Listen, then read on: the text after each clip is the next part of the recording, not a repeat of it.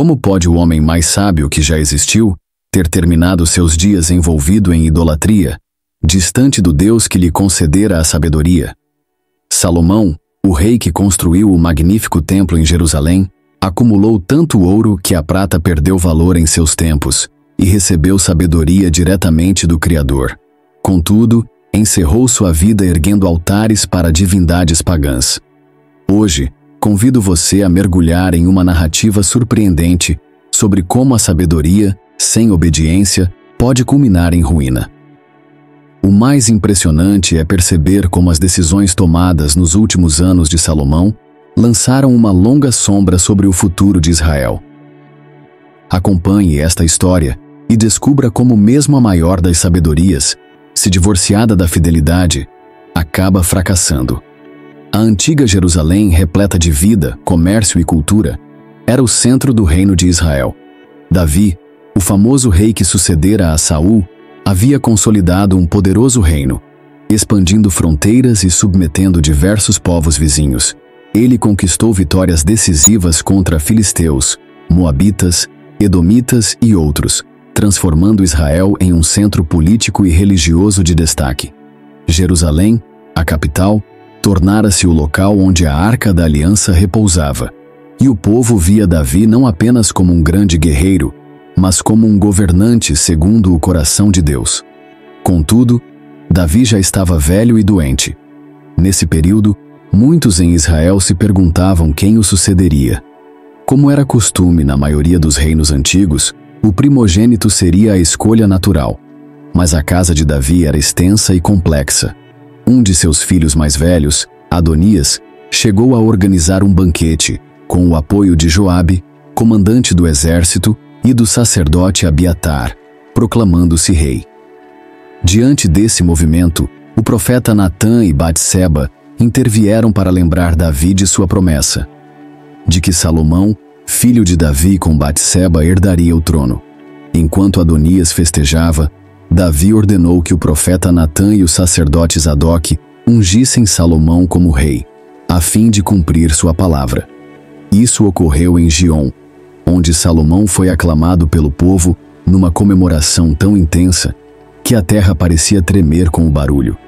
Esse ato público e solene frustrou as pretensões de Adonias, estabelecendo de modo definitivo Salomão como sucessor legítimo. Salomão assumiu um reino em condições excepcionais, fronteiras estabelecidas, um exército poderoso, tesouros acumulados e uma capital que se firmava como centro de adoração ao Deus de Israel. O maior desafio, no entanto, estava nas intrigas internas. Nos primeiros dias de seu reinado, Salomão precisou lidar com aqueles que conspiraram contra sua entronização, além de consolidar acordos políticos e fortalecer sua posição como monarca. Mas, com cerca de 20 anos de idade, como poderia um jovem governar um reino tão extenso e cheio de desafios? Essa dúvida pairava sobre muitos. É nesse ponto que a Bíblia apresenta uma das passagens mais marcantes da vida de Salomão, o pedido singular que ele fez a Deus em Gibeão. Salomão foi a Gibeão oferecer sacrifícios, pois aquele era, até então, um lugar de culto muito utilizado pelos israelitas, já que o templo ainda não existia. Naquela noite, Deus se revelou em sonho ao jovem rei e lhe disse: "Pede o que queres que eu te dê." Primeiro livro de Reis, capítulo 3, versículo 5. Diante de uma oferta que qualquer governante poderia usar para garantir poder, vingança contra inimigos ou riquezas desmedidas, Salomão fez um pedido surpreendente pela humildade. "Dá, pois, ao teu servo um coração entendido para julgar o teu povo e para que prudentemente discirna entre o bem e o mal." Primeiro livro de Reis, capítulo 3, versículo 9. Essa resposta agradou tanto a Deus que ele acrescentou ao pedido tudo aquilo que Salomão não havia solicitado: riquezas, honra e a promessa de uma vida longa, caso ele continuasse andando nos caminhos do Senhor. Primeiro livro de Reis, capítulo 3, versículos 10 a 14. Era um presente imenso, que culminaria na fama de Salomão como o homem mais sábio do mundo. Logo após receber esse dom divino, Salomão foi testado na famosa história das duas mulheres que disputavam a maternidade de um bebê. Primeiro livro de Reis, capítulo 3, versículos 16 a 28. Sem provas ou testemunhas, ele sugeriu que se partisse a criança ao meio, observando qual das duas renunciaria ao bebê para salvá-lo. A verdadeira mãe, movida por compaixão, abriu mão do filho para poupá-lo, revelando-se assim. Esse julgamento não era um ato de crueldade, mas um método magistral para expor a verdade. O povo, ao tomar conhecimento, ficou impressionado, reconhecendo a sabedoria extraordinária que Deus conferira ao seu rei. Essa resposta agradou tanto a Deus que ele acrescentou ao pedido tudo aquilo que Salomão não havia solicitado: riquezas, honra e a promessa de uma vida longa, caso ele continuasse andando nos caminhos do Senhor. Primeiro livro de Reis, capítulo 3, versículos 10 a 14. Era um presente imenso, que culminaria na fama de Salomão como o homem mais sábio do mundo. Logo após receber esse dom divino, Salomão foi testado na famosa história das duas mulheres que disputavam a maternidade de um bebê. Primeiro livro de Reis, capítulo 3, versículos 16 a 28. Sem provas ou testemunhas, ele sugeriu que se partisse a criança ao meio, observando qual das duas renunciaria ao bebê para salvá-lo. A verdadeira mãe, movida por compaixão, abriu mão do filho para poupá-lo, revelando-se assim. Esse julgamento não era um ato de crueldade, mas um método magistral para expor a verdade. O povo, ao tomar conhecimento, ficou impressionado, reconhecendo a sabedoria extraordinária que Deus conferira ao seu rei. Com o trono consolidado e a sabedoria celestial a seu favor, Salomão organizou o reino de forma notável. Ele manteve o exército poderoso, herança de Davi, e iniciou projetos grandiosos de construção. Também fortaleceu o sistema administrativo, dividindo o território em 12 distritos, cada qual responsável por prover mantimentos para a corte durante um mês do ano. Primeiro livro de Reis, capítulo 4, versículo 7. Isso garantiu a prosperidade interna e um fluxo de tributos constantes. A Bíblia descreve que, além de planejar sua própria residência real, Salomão edificou cidades-armazéns, fortaleceu diversas localidades estratégicas e investiu em rotas de comércio. Primeiro livro de Reis, capítulo 9, versículos 17 a 19. Com o reino em paz, o jovem rei pôde se dedicar ao avanço de Israel nas áreas de economia. As relações comerciais de Salomão se expandiram para além das fronteiras do Oriente Médio, chegando a lugares distantes.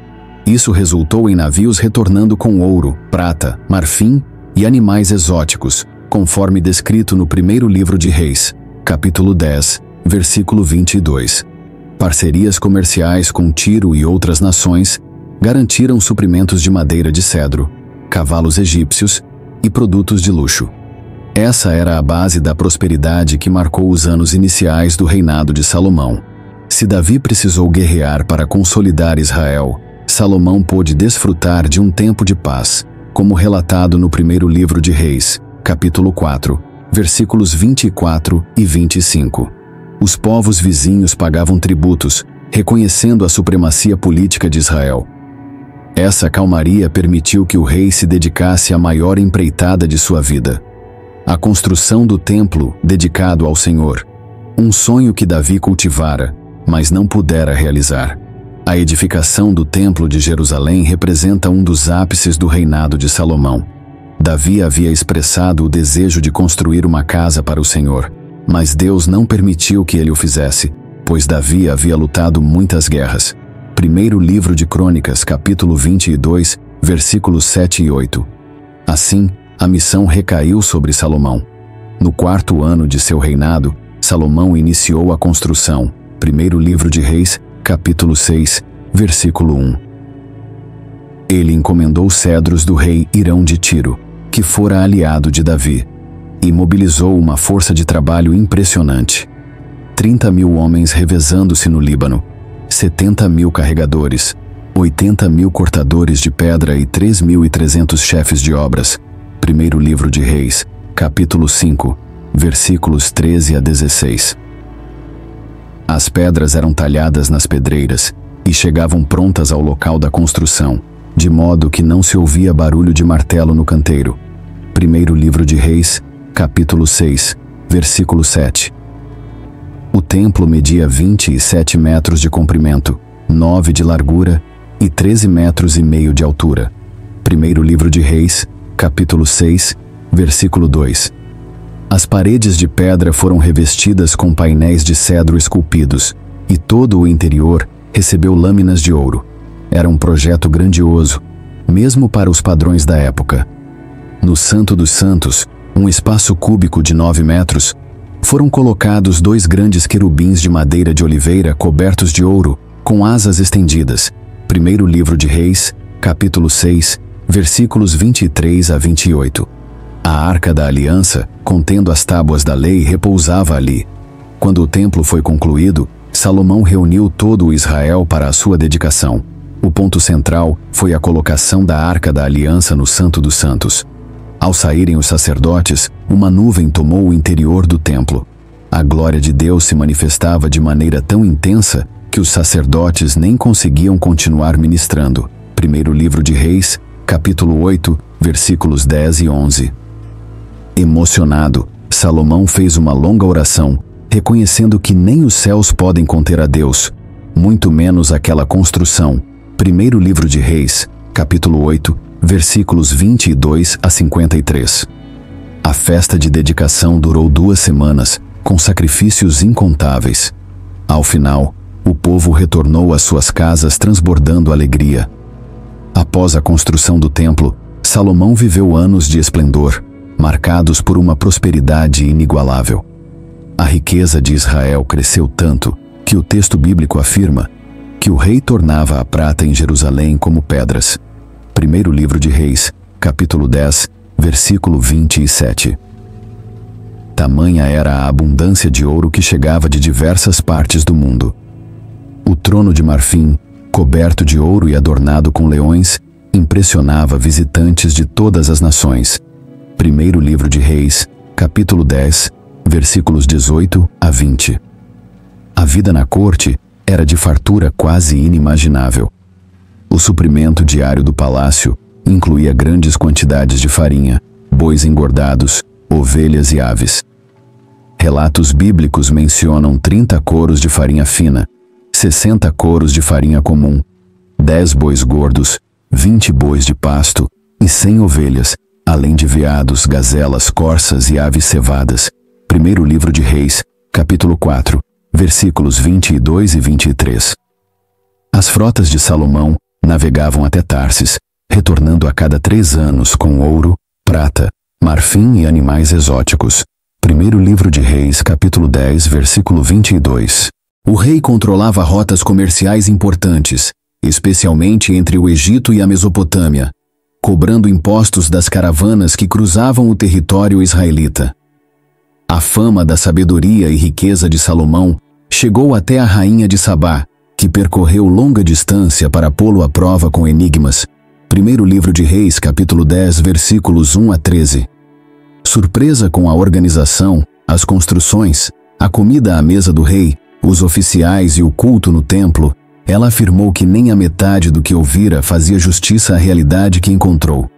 Trouxe presentes de ouro, pedras preciosas e especiarias, consolidando ainda mais o prestígio internacional de Salomão. Salomão compôs 3.000 provérbios e 1.000 cânticos. Primeiro livro de Reis, capítulo 4, versículo 32. Sua sabedoria abrangia desde questões práticas de governo até conhecimentos de botânica e zoologia. Pessoas das nações vizinhas vinham ouvir suas palavras, e seu nome tornou-se sinônimo de intelectualidade e discernimento espiritual. Provérbios, Eclesiastes e Cântico dos Cânticos, livros atribuídos a ele, mostram diferentes facetas de sua sabedoria, conselhos práticos, reflexões filosóficas e exaltação do amor, respectivamente. Contudo, foi no auge de sua prosperidade que começou a queda. O sucesso trouxe pressões e tentações que colocariam à prova o coração de Salomão. Uma das maiores estratégias diplomáticas da época era o casamento com princesas estrangeiras, selando pactos de paz e comércio. Diante disso, Salomão fez múltiplas alianças e casou-se com diversas mulheres de linhagem real, incluindo a filha do faraó do Egito. Primeiro livro de Reis, capítulo 3. A introdução de práticas estrangeiras trouxe uma quebra nos valores morais de Israel. As festas pagãs incluíam ritos de fertilidade, bebedeiras excessivas, permissividade sexual e outras ações contrárias às instruções de Deus. A sociedade começou a refletir essas práticas perversas, especialmente a nobreza, que frequentava esses cultos acreditando estar apenas vivenciando a riqueza cultural do reino. Nada disso aconteceu de forma abrupta. Foi um processo gradual. Salomão não acordou em certo dia, decidido a servir a ídolos. Ele foi se desviando aos poucos, justificando cada passo como sendo fruto de diplomacia ou tolerância necessária. Com o tempo, sua sabedoria, antes alinhada à vontade de Deus, passou a argumentar em favor de concessões cada vez maiores. No início, o jovem rei dedicava tempo a buscar o Senhor, mas ao longo dos anos, envolveu-se em construções pessoais, acordos políticos e na administração de um grande exército. Assim, sua espiritualidade sincera foi substituída por formalidades, culminando em idolatria consentida. Para sustentar tal estilo de vida, com palácios luxuosos, grande aparato militar e um reino imenso, Salomão aumentou os tributos e os trabalhos forçados, como descrito no primeiro livro de Reis, capítulo 9, versículo 15. A paz que ele herdou foi usada, não para aliviar o povo, mas para financiar ostentação e alianças. As tribos do norte, especialmente, começaram a se queixar, sentindo-se exploradas. Enquanto Davi, mesmo cometendo pecados graves, demonstrava arrependimento sincero ao ser confrontado, Salomão não recuava. Sua soberba e a confiança em sua própria sabedoria pareciam impedir qualquer arrependimento profundo. Deus, contudo, não permaneceu em silêncio. As Escrituras relatam que o Senhor apareceu 2 vezes a Salomão, uma em Gibeon, primeiro livro de Reis, capítulo 3, e outra após a dedicação do templo, primeiro livro de Reis, capítulo 9, versículos 2 a 9. Na segunda aparição, Deus deixou claro que se Salomão ou seus descendentes se afastassem dos mandamentos e adorassem outros deuses, Israel seria arrancado da terra e o templo se tornaria motivo de zombaria. Já idoso, Salomão recebeu a visita do profeta Aías de Siló, que trouxe uma mensagem dura. Por causa de sua idolatria, o reino seria dividido. Conforme o primeiro livro de Reis, capítulo 11, versículos 29 a 39, 10 tribos seriam entregues a Jeroboão, enquanto apenas uma tribo, além de Benjamim, permaneceria com a descendência de Davi, para que a promessa divina a Davi fosse mantida. Esse ato profético foi ilustrado por Aías, quando ele rasgou sua capa em 12 pedaços, entregando 10 a Jeroboão. Além de Jeroboão, outros adversários externos surgiram. Segundo o primeiro livro de Reis, capítulo 11, versículos 14 a 25, Hadade, o Edomita, retornou como inimigo após fugir para o Egito durante a conquista de Edom por Davi. Já Rezon, filho de Eliada, estabeleceu-se em Damasco, tornando-se outro problema para as fronteiras do norte de Israel. Essas ameaças indicavam que a tão celebrada paz de Salomão estava se desfazendo e o favor divino estava sendo retirado. Ao ouvir a profecia de que Jeroboão receberia 10 tribos, Salomão tentou matá-lo. Primeiro livro de Reis, capítulo 11, versículo 40, revelando o endurecimento de seu coração. Em vez de se arrepender, Salomão buscou eliminar aquele que representava o juízo de Deus. Jeroboão fugiu para o Egito, aguardando o momento de retornar.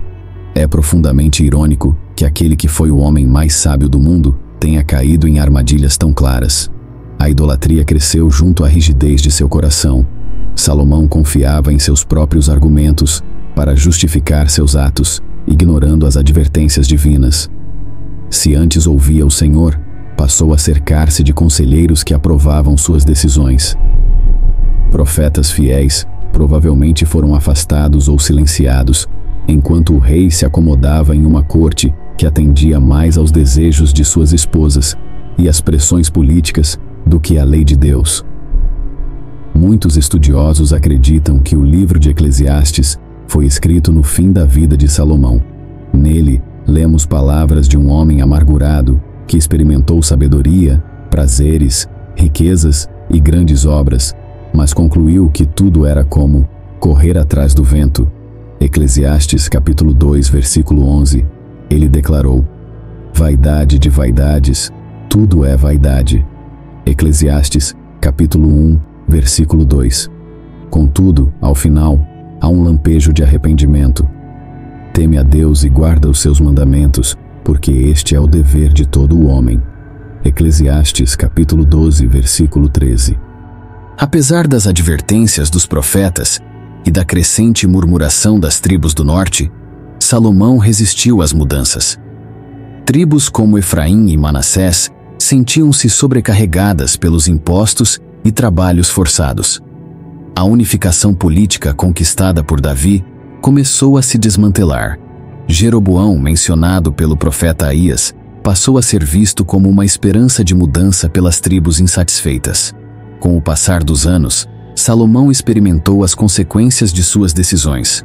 Embora a Bíblia não descreva detalhadamente sua velhice, podemos perceber que o rei, que outrora foi modelo de sabedoria, enfrentou uma deterioração espiritual e moral que marcou profundamente o final de seu reinado. Podemos imaginar que o governante viu sinais claros de que a paz se desfazia. As fronteiras ameaçavam se enfraquecer e o povo, já indignado, aguardava um líder que ouvisse suas demandas.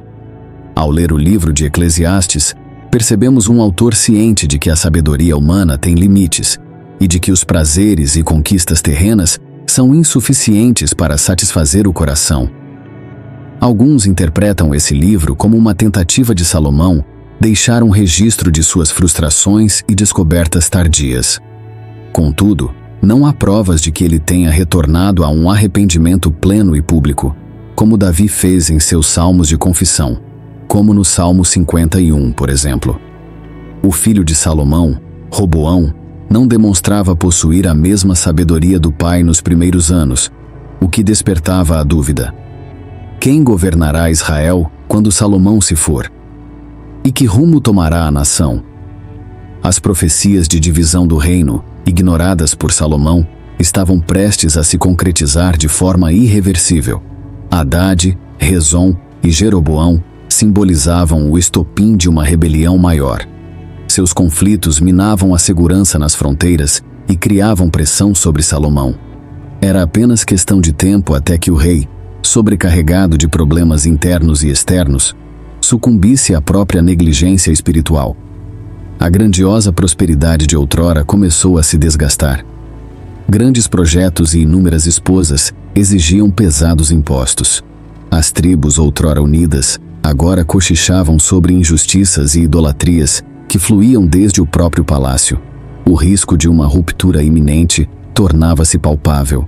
Depois das duas aparições divinas e das mensagens proféticas, não há mais registros de interação entre Deus e Salomão. É como se o Senhor tivesse se calado, deixando o rei colher os frutos de seus atos. Esse silêncio é eloquente. Quando insistimos em seguir caminhos de desobediência, Deus, em certos momentos, permite que sintamos o peso de nossas decisões. Na tradição bíblica, atribui-se a Salomão, além de muitos provérbios, os livros de Eclesiastes e Cântico dos Cânticos. Enquanto este último exalta o amor entre o noivo e a noiva, também interpretado como uma representação do amor divino, Eclesiastes traz reflexões sobre o sentido da vida e a efemeridade das conquistas. Quando o autor de Eclesiastes afirma: vaidade de vaidades, tudo é vaidade. Eclesiastes capítulo 1, versículo 2. Ele descreve o vazio que sentiu ao buscar satisfação em riquezas, poder, prazeres e sabedoria humana. O livro tem um tom reflexivo, quase melancólico, porém realista. Seria este um retrato de um rei que, no fim da vida, percebeu que a sabedoria sem fidelidade não salva ninguém? O ponto alto de Eclesiastes aparece em seu capítulo final, quando conclui que a verdadeira sabedoria está em temer a Deus e guardar seus mandamentos. Eclesiastes capítulo 12, versículo 13. Essa afirmação resume a grande lição que Salomão aprendeu, ou, ao menos, reconheceu em palavras. Infelizmente, o estrago já estava feito no reino, e suas últimas reflexões chegaram tarde para reverter as consequências de tantos anos de idolatria. Salomão reinou por 40 anos. Primeiro livro de Reis, capítulo 11, versículo 42. Quando morreu, foi sucedido por Roboão, e os problemas que vinham se acumulando eclodiram de imediato. As tribos do norte reivindicaram alívio dos impostos e dos trabalhos forçados, mas Roboão, aconselhado por jovens inexperientes, decidiu aumentar ainda mais o jugo. Como consequência, as 10 tribos do norte se separaram e constituíram um reino próprio sob Jeroboão, primeiro livro de Reis, capítulo 12.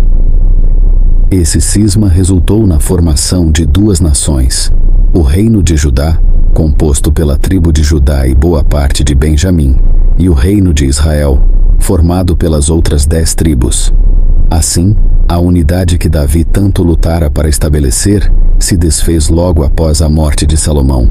As palavras do profeta Aías cumpriram-se de modo literal, mostrando que Deus não ignora o pecado. Salomão começou seu reinado pedindo sabedoria.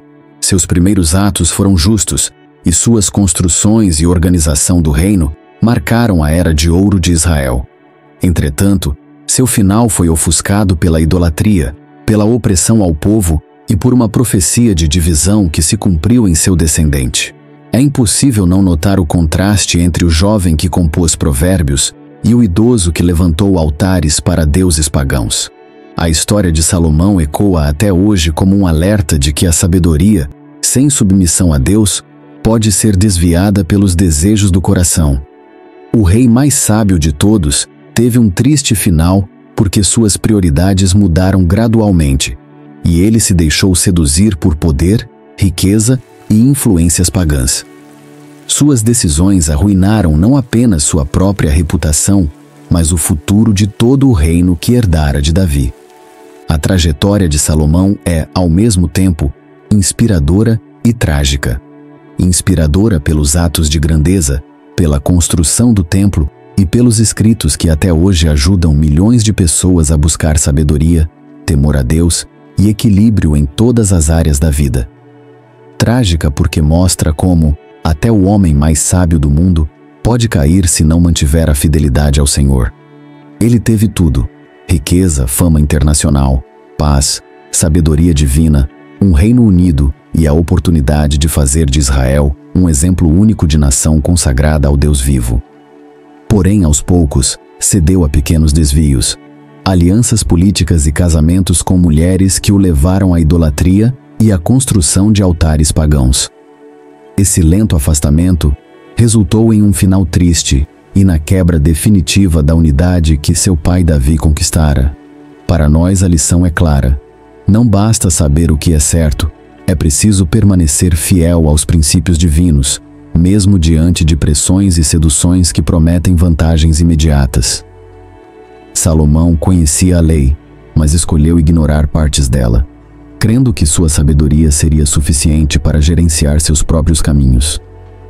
Qualquer ameaça espiritual no fim, seu coração se corrompeu e seu legado se partiu ao meio.